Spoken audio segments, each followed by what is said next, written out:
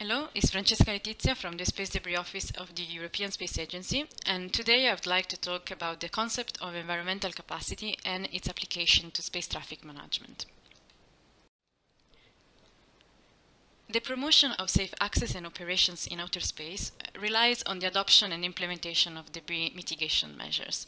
The effect of such measures and of different level of compliance is usually assessed by using models of the long-term evolution of the environment, where the different scenarios are evaluated by looking at the number of objects or the number of catastrophic collisions over time. And we see here in the slide an example of this analysis, where we look at the evolution of the number of objects in low Earth orbit in two scenarios. One with a good level of adherence to space debris mitigation guidelines, and one with a low level of compliance.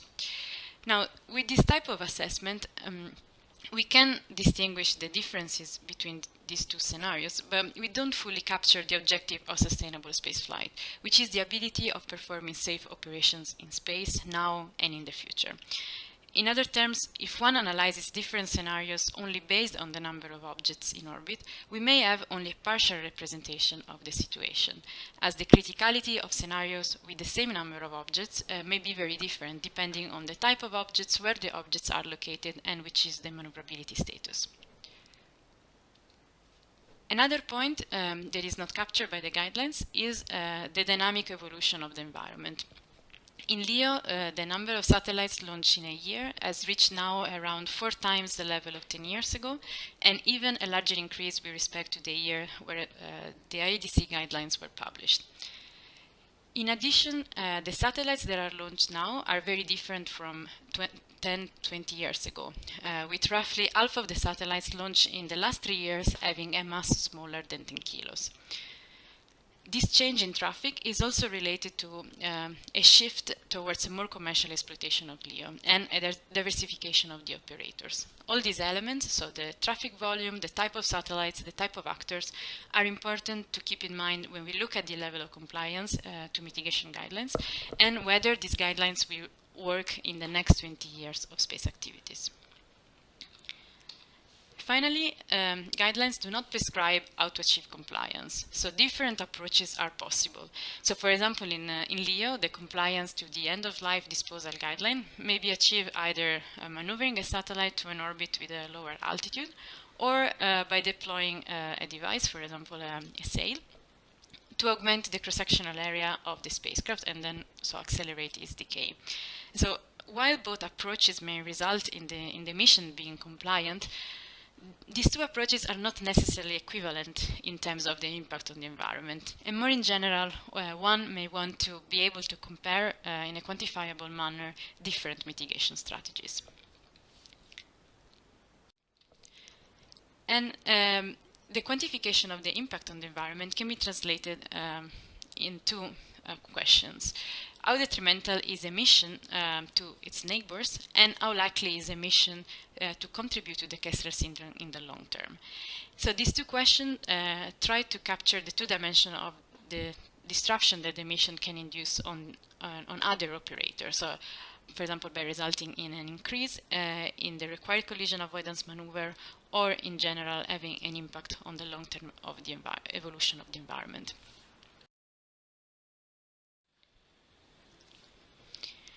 There are several factors that can contribute in the assessment of the impact of emission on the environment, such as the orbit where the spacecraft is operating, its size, where other mitigation measures are implemented. And the approach that we have adopted is to derive a formulation that relies on a few high-level parameters and that capture which is the fragmentation risk, so which is the probability that the spacecraft will be involved in a fragmentation, for example, because of collision or because of an explosion, and which is the effect of such fragmentation, measured as the increased collision probability for active satellites. So once that you have such a metric, then you can start answering questions such as the one that you have on the slides. So for example, what changes if a constellation is operated at a low or a high altitude, of course from a space debris point of view, or what changes when a mission is implemented with a constellation of small satellites instead of a single large spacecraft. And in general, the idea is that by performing this kind of environmental impact analysis, one has a greater level of granularity with respect to simply checking the compliance with mitigation guidelines. The next step is to start to look at space, and more specifically at the ability of performing safe operations in space as a limited resource. And this resource is consumed by both debris object and functional satellites, which, as we know, can range over a different kind of size and applications. For each mission, one can perform an impact assessment using, for example, the metric that we have seen in the previous slides. And here we see an illustrative example of such classification. So where we indicate with the red the objects with a high environmental impact, and in green the one with a lower one. Now, by summing the contribution from all objects, one can assess the current level of resource use. So the level of resources that are consumed by the current space activity. And this can be connected to the concept of the capacity of the environment.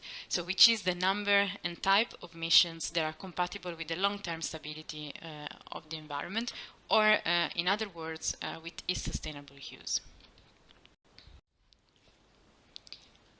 The idea is to use long-term simulations of the environment to understand under which conditions the insurgence of the Kessler syndrome is avoided, and use those as a baseline to build reference scenarios.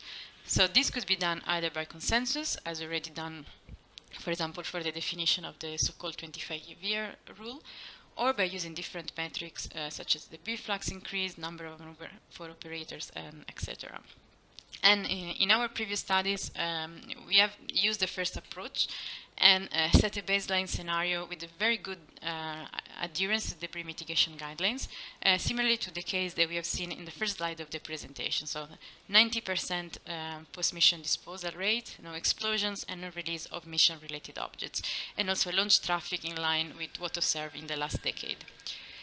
And what we see here in the slide is, again, an illustrative example of this scenario, and in particular what we want to represent is the evolution of the use of capacity over time.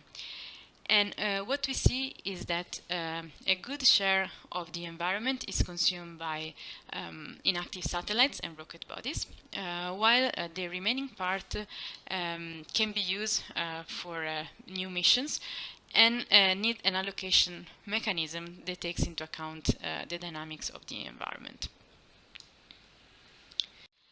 This means, for example, that in order to meet the requirement for sustainable operations, the capacity available for new missions may be reduced in the case when a fragmentation occurs and causes an increase in the collision risks for existing objects, as shown here in this example.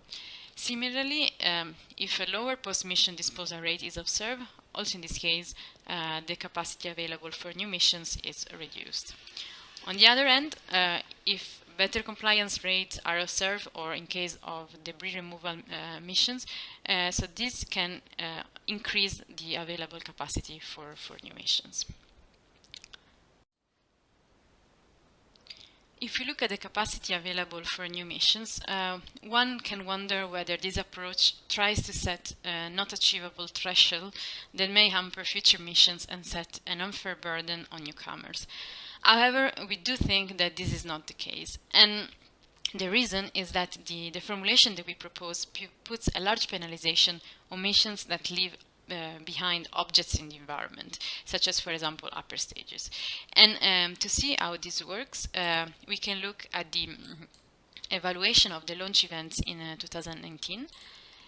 And we can notice how a large fraction of the consumed capacity in this year is associated to upper stages left on orbit, whereas the active satellites have a much smaller contribution under the assumption used here that the expected post-mission disposal success rate is 90%.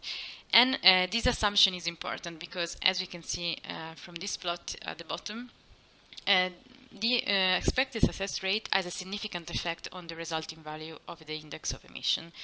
And we can see here in this example the value obtained for 3 Sentinel satellites for different level of disposal rate going from 100% to only 10%. And what is also important is that in this framework, surveillance data can be used in the process to monitor which is the disposal rate that is actually achieved by different missions. And this value can then be used to, for example, update the prediction of the future use of the capacity and also to validate the statements from operators. And this plot on here at the bottom shows this kind of analysis that we are already performing, for example, in the preparation of our yearly report on the status of the environment.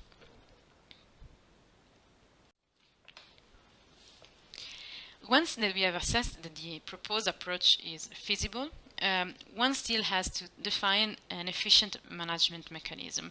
And here examples from other fields can be useful, actually. A first comparison can be done with how spectrum is managed by the International Telecommunication Union. And the table in the slide presents a comparison of some top-level differences and commonalities in how frequencies and orbit resources are currently managed. And more details can be found in the reference reported in the slide. But the key point here is that, as in the case of spectrum management, the management of orbital resources can also be shaped by aiming at reducing interference among missions, identifying a suitable metric to measure such interference, and defining clear rights and obligations for the actors involved in the process. In practice, one can think of a process where the environmental capacity is allocated, similarly to what already done for frequencies. So operators register the mission, and the consumed capacity for this mission is computed considering the different phase of the missions and also all the involved objects. So for example, including the launchers that is used to insert the object in orbit, but also mission-related objects in case of release. This requires a system of bookkeeping of the requests for planned missions, which will have to submit a mission description in line, for example, what already contained in a typical space debris mitigation plan. So mainly high-level figures, try not to ask for any controversial information, for example, in terms of intellectual property. And this also requires to continuously monitoring the status of the environment and updating the figures on the available capacity, as we already mentioned in the example in the previous slides.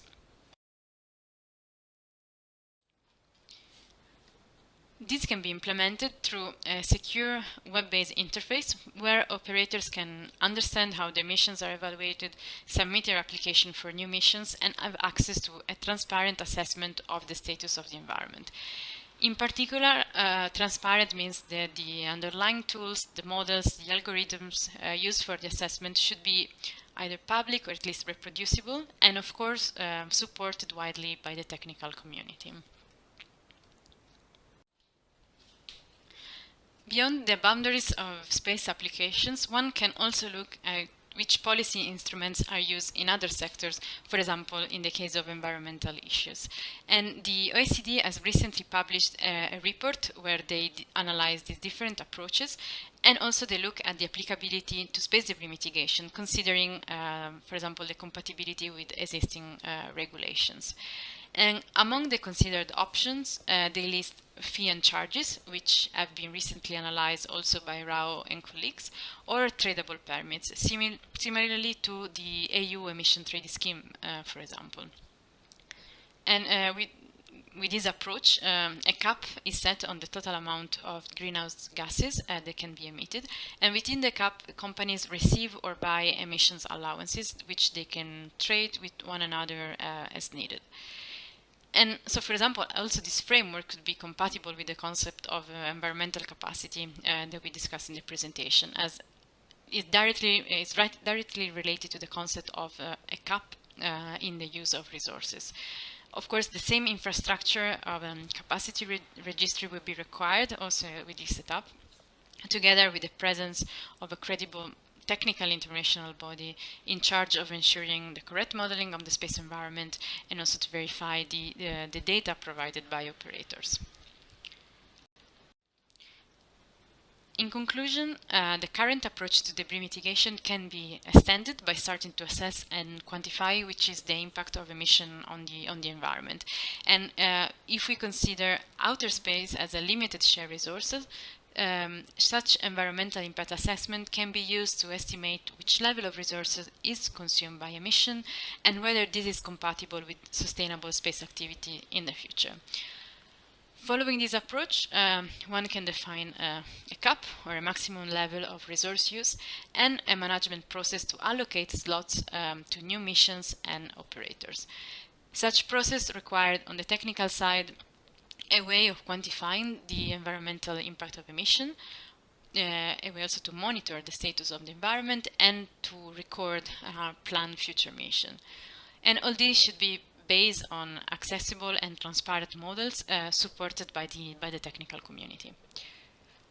On the policy side, such technical framework could be compatible with different instruments developed to tackle environmental issues, but would probably require in any case the identification of an internationally accepted mechanism, process, entity that similarly to what's done by the ITU for spectrum management, acts as a bookkeeper of methods and algorithm and also as a facilitator in the allocation process.